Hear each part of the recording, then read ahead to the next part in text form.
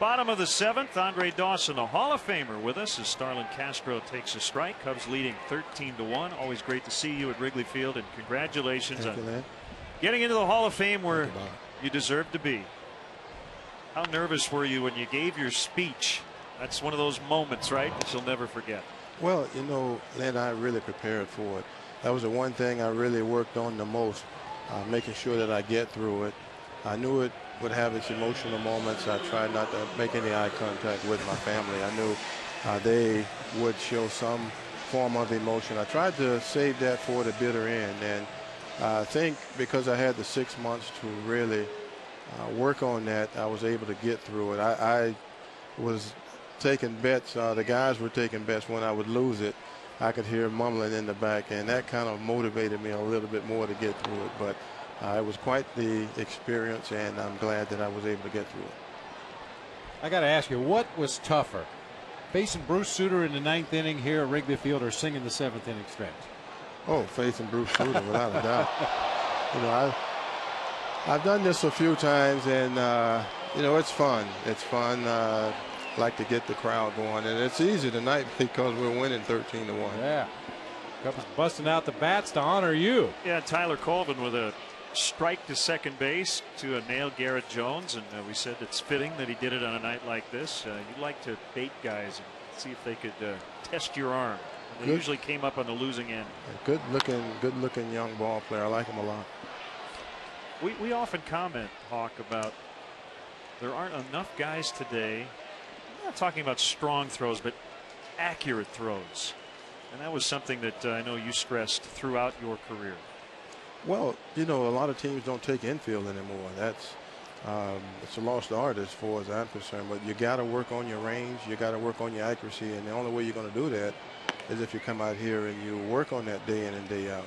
And also, you know, you got to come out here and know, you know, who the players are that you're playing against, you know, what their tendencies are. And if you don't take infield, you know, these guys will take not that for granted, but they will, the coaches will take the initiative to try you.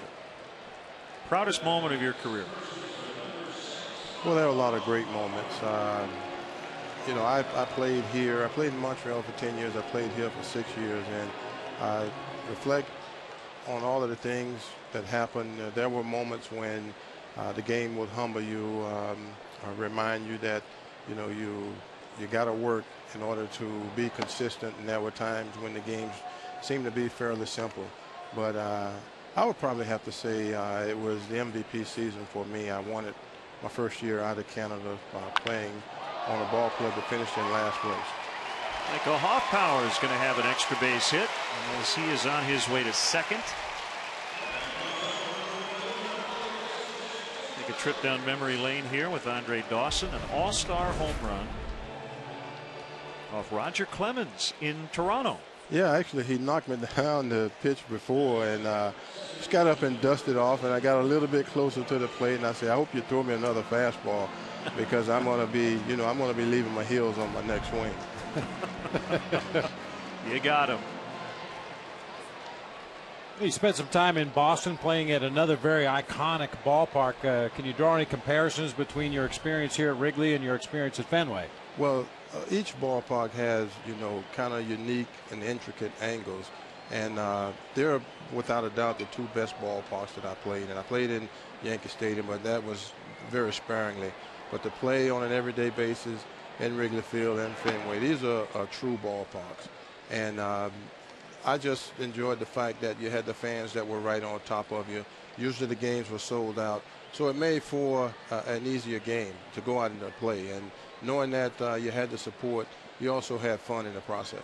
Well, you give a lot of credit to the fans in your speech here today. And, you know, I think sometimes players nowadays don't feed off the energy of the crowd the way they did during your playing days. It's a different era. And, you know, the game, as I said in the speech, the game hasn't changed. Just, you know, certain things about the game.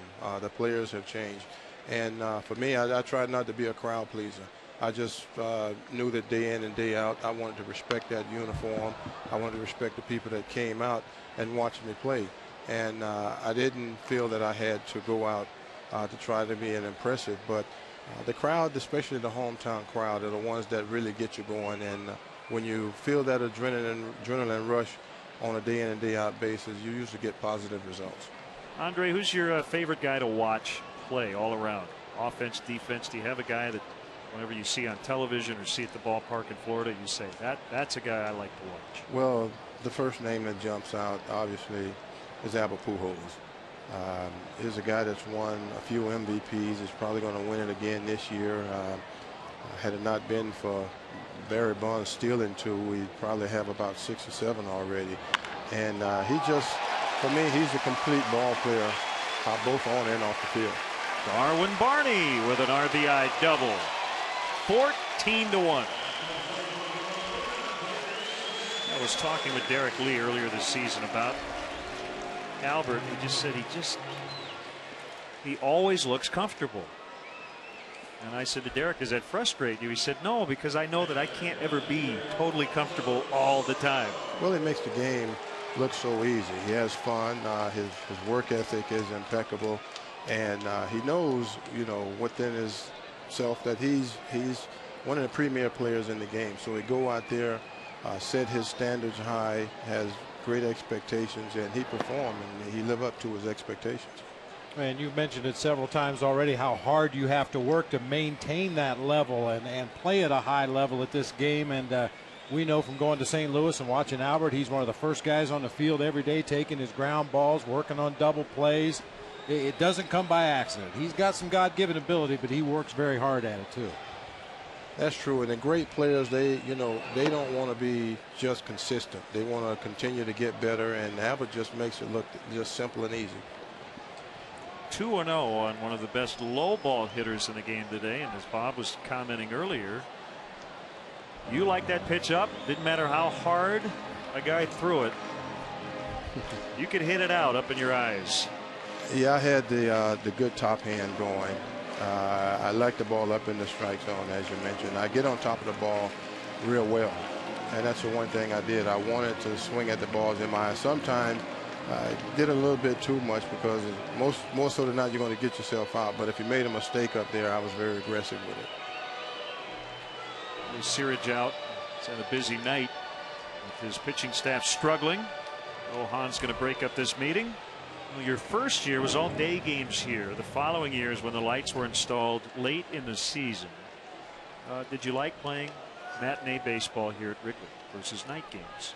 Then I was always a better daytime ball player, and I think it was a no-brainer for me to come to Chicago. Yes, of course, indeed. I did love the daytime baseball. I love the fact that the fans were out here sunbathing in the summertime, and the game was just fun. I looked at it like it was spring training. You wake up in the morning, you eat breakfast, go to the ballpark, you play the game. You go home after the game, you get off your knees.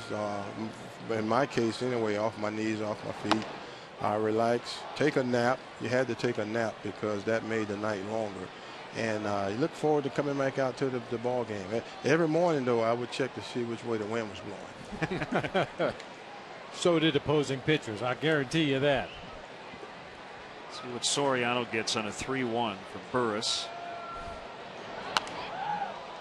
Fouled away.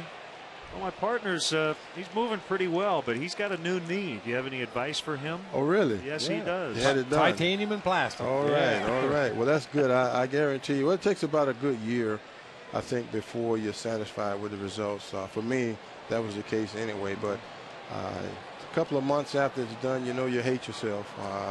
But about a year later, you're glad you did it. 3-2. Lined and top of the battling the lights as he makes the catch. Andre Dawson. They don't come any classier than this Hall of Famer. Always great to see you, Hawk. You're always a Cub. You know that. Thank you very much. Great to see you. Good seeing you, Bobby. Okay.